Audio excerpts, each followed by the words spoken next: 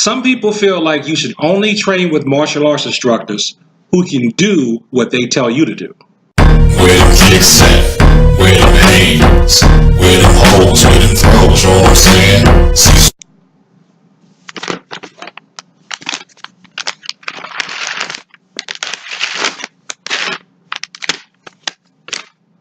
I'm not going to go into that right now.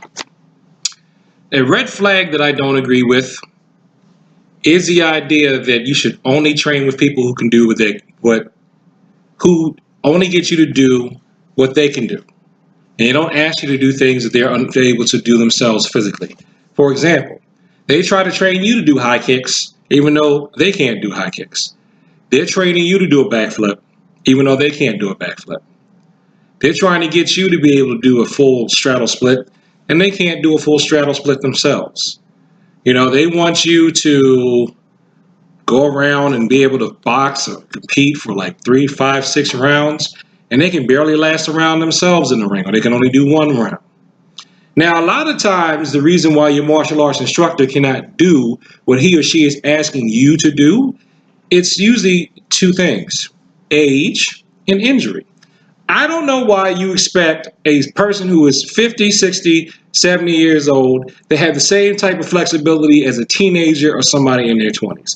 As a matter of fact, I don't know why you would expect somebody who is over the age of 35 in any shape to be able to do what a teenager or 20-something-year-old or a young child can do. Excuse me one second. Okay, I'm back. Let me ask you this.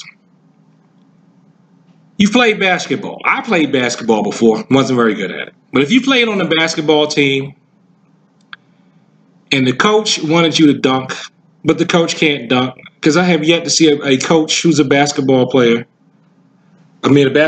coach dunk. I've never seen a coach of a basketball team dunk, but they want to train you how to dunk. Are you going to tell that coach that you can't do it?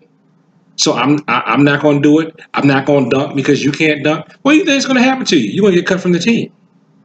Nobody expects coaches of football teams to run down the field and tackle other players. See, when you want to drift away from the motto of having a teacher-student relationship and you want to make it more like coach-athlete, coach-performer, then that should be with the understanding that the coach is the brain and you are the brawn. You are supposed to respect the coach's authority and knowledge on the subject to help you get your body to perform physically at its peak. And I have to stop again for a second because I got students come over and over, so excuse me again. Okay, I'm back. It was a pretty productive lesson. So, there's nothing wrong with training from somebody who's telling you to do techniques that they are no longer physically able to do. And in fact, if they can show you or they know how to do a technique, but they're just not physically gifted enough to do it, and they can get you to do it as something you want to learn, what's wrong with that?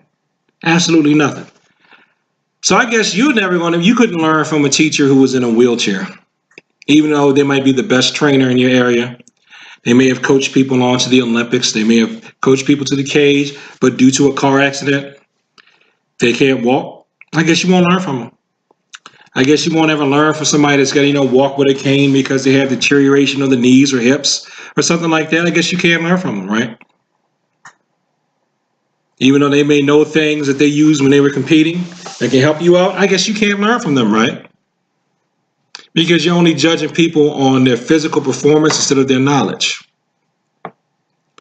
And what do you need from your instructor? You need the knowledge. You don't need the instructor's physical ability. You need their knowledge to help you improve upon your physical ability or your ability to defend yourself. Okay? And quite frankly, most people that are training are not going to be really serious competitors. They want to learn how to get the max out of their body. There's a kick that I can't do well, the hook kick. I've never been able to do that kick well. Never. I've never been able to do a good hook kick. But I taught my son how to do a really good hook kick, and he's used it on people. Should he have not learned how to do the hook kick? Well, because I can't do the hook kick. What if, because my hips are stiff, even though I have good flexibility, it's just the way that my stuff is attached to my body and this wide squat body I've got at this age. There's some stuff I can't do well. There isn't. But what if I see a student that's double jointed and I go, and I know from my experience, double jointed people tend to do hook kicks really well. I'm going to make them work on that hook kick. You just stop being ridiculous. The advice to not train with somebody who's trying to get you to do something that they physically can't do anymore is bad advice. It's all about ego. It's all about being Dothraki-like. Okay, those of you who like Game of Thrones. It's the whole Dothraki mindset. We only follow the strong. Are the Dothraki ruling anything in Game of Thrones? So don't worry about necessarily following the strong. How about following the people that have the knowledge that can help you get to where you need to be? So, thanks for watching this video. Like, comment, and subscribe. Please share these videos with people who like to talk about the martial arts. And peace.